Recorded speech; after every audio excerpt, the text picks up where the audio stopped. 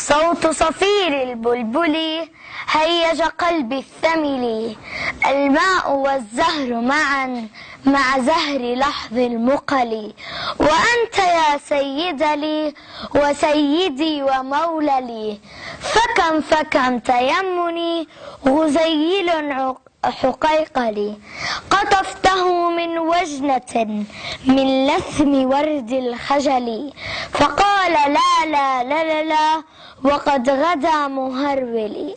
والخوذ مال الطرب من فعل هذا الرجل.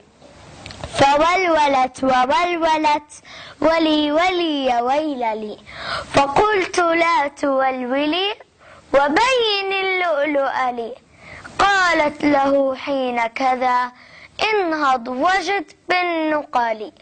وفتية سقونني قهوة كالعسل لي.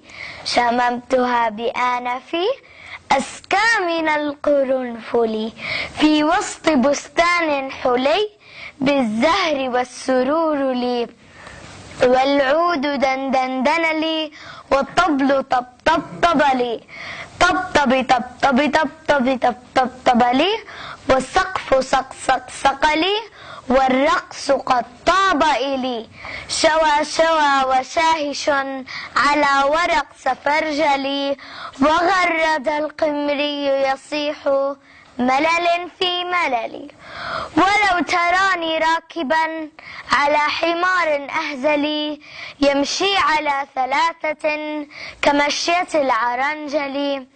إلى لقاء ملك معظم مبجل. يأمر لي بخلعة حمراء كالدمدمل. أجر فيها ماشيا مبغددا للذيل. أنا الأديب الألمعي من حي أرض الموصل. نظمت قطعا زغرفت يعجز عنها الأدب لي.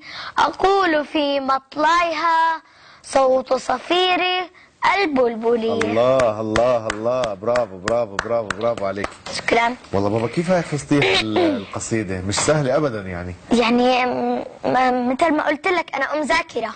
أنت أم ذاكرة؟ أم ذاكرة كمان قوية. شو قصتها والله هاي القصيدة؟